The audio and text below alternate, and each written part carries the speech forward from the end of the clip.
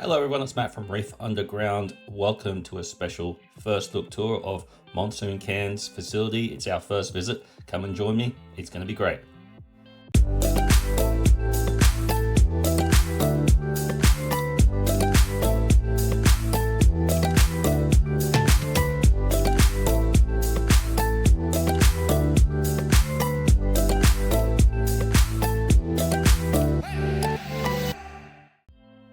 Welcome to my first visit to Cairns, Monsoon Aquatics, where their facility has now turned 12 months old.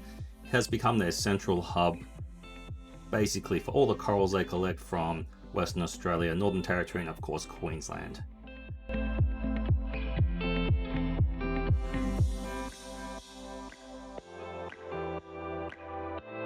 So take a look around at this massive facility. It's absolutely mind-blowing. What catches your eyes first is generally the massive amount of these cannon lights.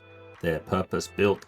They tested them first, I believe, at Bundaberg and took a real liking to them. They only feature, I think, some of them are just a royal blue LED, but they only need 4 per row. I think you can get away with less for the LPS, but amazing lights and make the coral pop. As you can see, they have a lot of these raceways. There's a total of 24 of them. They measure 6 meter by 1 meter.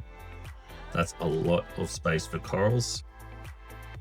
More view of the lights here. The facility also has 30 square meters of invertebrate systems, 80 square meters of fish systems. There's a lot of fish water. Unfortunately, at this time when we visited, the fish were a bit low just because they hadn't been out. I visited after a possible cyclone and some really bad weather. This is the bagging station. Very interesting. You can see all different size bags they have according to what they're going to pack. This is filtered water.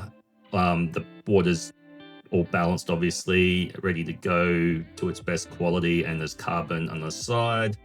That's where they pack them up here, put the fish in there, and then transfer it to the bag. Your oxygen supply and your staple gun for packing the bags up. And we have Dan here. He had a really large fish and encountered a problem with the stapler not handling the thickness of the bag. So he was just showing us how he puts this one together, and he'll manually tie this one up with the rubber bands.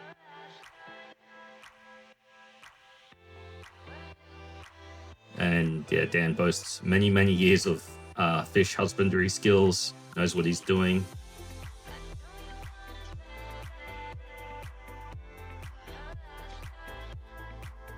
Doing a second layer of rubber bands just to make sure this thing does not come apart. Just talking about how the bags won't go through that little gap there in the stapler, therefore he has to do this manually. Take note of those orange shoes, because that's what everyone seems to be wearing in the town of Cairns. Different colors are available. Here's a fish that's already packed up, ready to go. And these fish will generally travel overnight, sometimes same day.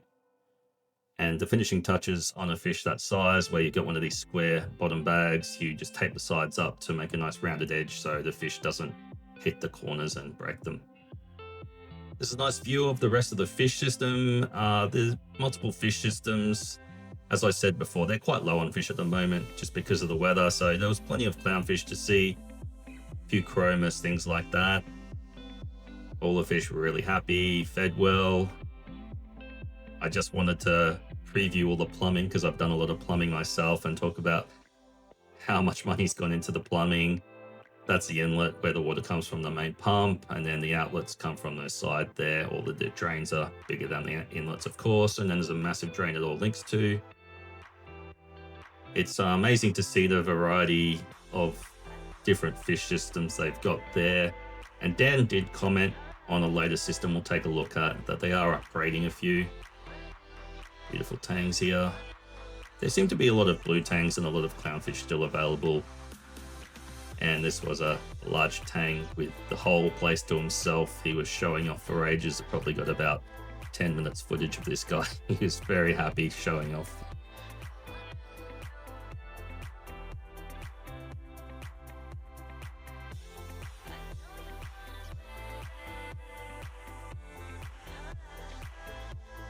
Here are some of the older fish systems they had, which they're upgrading slowly. a few clams that went to Bundaberg for their spawning project. And yeah, this is some of the corals that I selected when I made my visit to Cairns. Rhodactis rocks, some beautiful Heliofungia. There we have some Xenia,